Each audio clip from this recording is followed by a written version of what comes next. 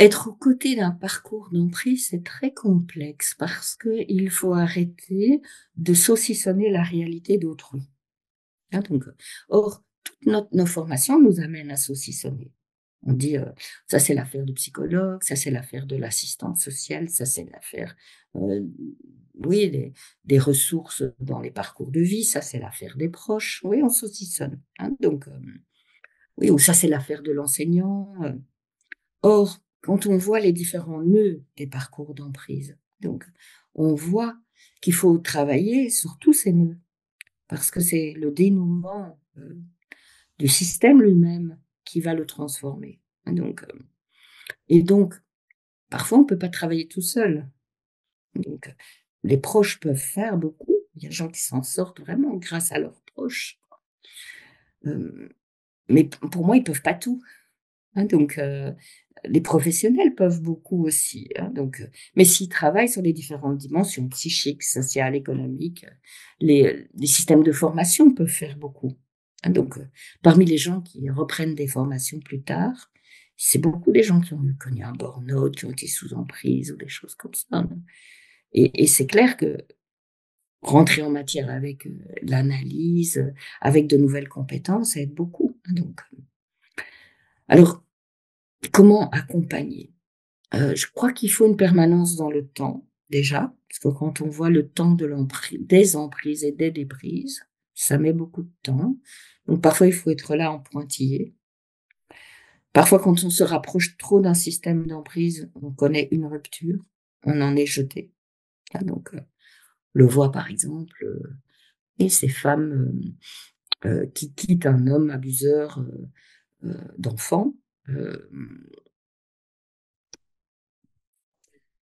trop préserver l'enfant, c'est l'enfant qui les jette. Vous voyez? Donc on voit que, la rupture, c'est le système même enfin, s'inscrit dans le système même de l'emprise. On le voit dans les États totalitaires, si vous êtes dissident, vous êtes jeté, hein, donc, et vous ne, oui, et une présence de la démocratie dans un système totalitaire, ça met beaucoup de temps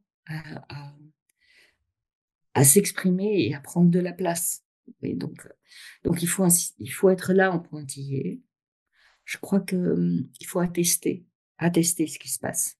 Hein, donc puisque l'autre n'a plus confiance dans ce qu'elle voit, ce qu'elle sent, ce qu'elle entend, ou ce qu'il voit, ce qu'il sent, ce qu'il entend.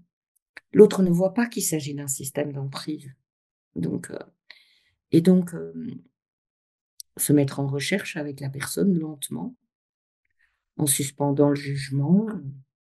Plus on cherche à agir, frontalement, contre un système d'emprise, plus souvent on en est jeté, c'est la rupture, hein, donc il faut retisser des liens dans le temps.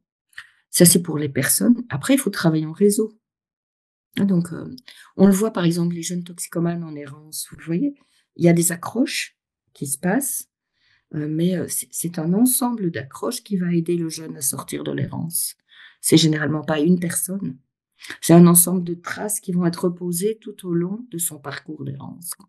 Bah, pour l'emprise, c'est pareil. Donc, il faut, se dire que on doit pouvoir travailler ensemble, en réseau, donc les proches, les professionnels, les enseignants, donc toutes les amis, toute personne, a, a une pièce à poser. Donc, et donc, se dire: «C'est un échec parce que mon aide n'a pas été efficace», c'est faux. Vous ne savez pas. Ce que vous avez posé comme pièce de puzzle peut avoir du sens bien plus tard. Donc, ou peut tout à fait avoir du sens par rapport à d'autres interventions qui vont permettre de dénouer d'autres nœuds, hein. Donc, voilà, donc se dire que, ce qu'on pose ne doit pas nécessairement être efficace tout de suite. Donc, il doit être plutôt un être là, plutôt qu'un être confrontant qui va réactiver le système et provoquer la rupture.